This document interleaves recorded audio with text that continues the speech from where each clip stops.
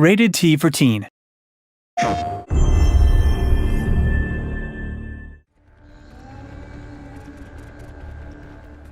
Returnal is a third-person roguelike sci-fi shooter for the PlayStation 5.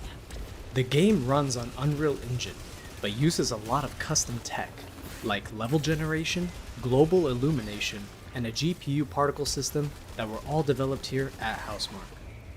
In this video, we'll have a closer look at our programmable particle system and how we used it to create some of the key VFX features for Returnal. This includes things such as some of the vegetation, character effects, like tentacles,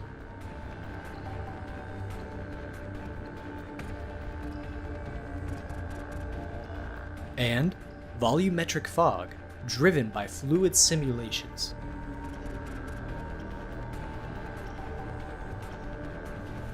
Let's start off with character effects and tentacles in particular.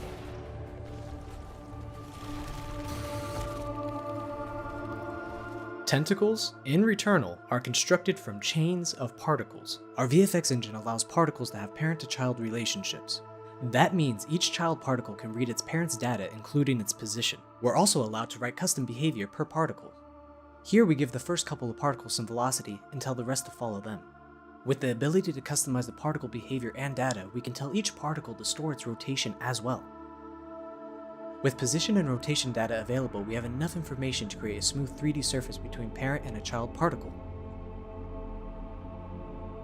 Let's make some of these particle chains follow a moving object. As the renderable surface is constructed per particle at runtime, we can easily modify their appearance in-game. Here, we make the particles switch to a different material and grow the chains longer and surface thicker. We can use signed distance fields to make the particles collide with in-game geometry. And from these collisions, we can spawn new particles or create events, for example, sounds. In-game, we use the tentacles to signal enemy states by changing the tentacle colors and behavior. Here, you can see the emissive color getting brighter before and during the enemy attack. We can access the character bone matrices from our particle system and bind the tentacles to bones or vertices of the enemy mesh. Besides telegraphing enemy intentions, the tentacles give the enemies dynamic secondary motion procedurally, without the need for keyframe animation. And when the enemies are defeated, we can detach the tentacles from them to provide a satisfying feedback to the player. But the use of tentacles wasn't limited to just enemies. We made some of the interactive vegetation on Atropos with them as well. In the next segment, we will have a closer look at our fluid simulation tech. We use fluid simulations extensively in Returnal. One of the most important use cases is to simulate airflow around the player. For that purpose, we use a fluid simulation grid that follows Celine as she moves around the levels. We refer to this simulation as global fluid simulation. Game events can apply impulses to that fluid grid. Here we can see a visualization of the fluid velocities appear when Celine fires her weapon. Other player actions like dashing and melee also have an effect on the simulation. Every visual effects system in the game can sample the global fluid simulation. Here we can see the vegetation reacting to bullets fired by Celine. We can also do similar things with almost any actor in the game. Here we can see the enemy bullets affecting the fluid simulation.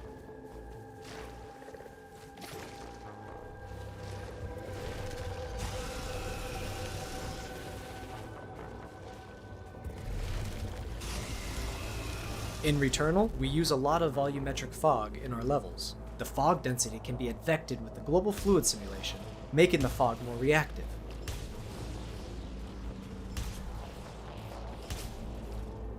Similarly, we can use the fluid velocities to advect regular particles like the Xeno Archive holograms.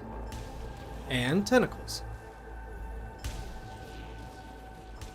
In some cases, we wanted to use more detailed fluid simulations. Like here, Freke has its own fluid simulation for the fog that is emitted from its skeletal mesh. Also, there's a separate simulation for the fog on the ground, as we wanted to have some extra detail there as well. To emit fog from a skeletal mesh, we made a custom component that converts the mesh into voxels. Each of those voxels can emit fog density, and VFX artists have full control of the emission logic on a per voxel basis. To make the fog look more interesting, we can ramp up the density amount and add turbulence into the simulation. Volumetric fog isn't the only way to visualize the density field though. We can do isosurface extraction from the simulation data and give the effect a more solid appearance. This technique was used to bring some of the alien technology and cosmic horror elements on Atropos to life. In the last segment of this presentation, we're going to have a look at how we did some lightweight destruction visuals with our particle system. We do prefacturing of the destructible assets in Houdini. Before the asset is fractured, we do a pass where we separate the interior of the object from its surface. Here, the object on the left is the source mesh, the object in the middle is the fractured interior, and the object on the right is the fractured exterior. We export both the interior on exterior meshes from Houdini to Unreal Engine, using a custom format that allows us to retain information such as bounds and pivots. To keep things lightweight, we don't do RBD at all. Instead, everything is done via particle simulation. By using particle simulation only, we can keep the performance costs low enough to afford 1,000 pieces per destructible object and several destructibles on screen simultaneously. When a destructible object receives damage, we start detaching the exterior pieces from it first. When its health reaches 0, the whole thing collapses. During collapsing, we take advantage of our particle hierarchies and group particles together.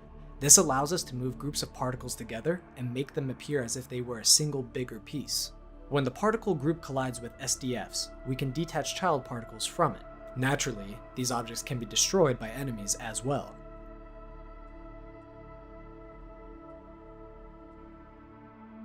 And we can use the tech to destroy some of our mechanical enemies.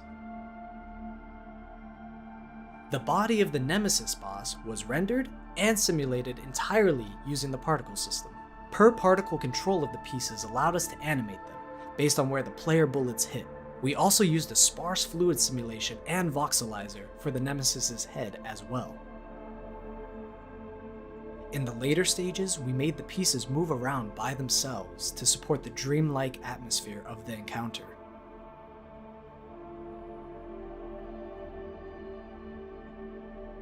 That concludes our visual effects breakdown of Returnal. We hope you enjoyed it, and thank you for watching.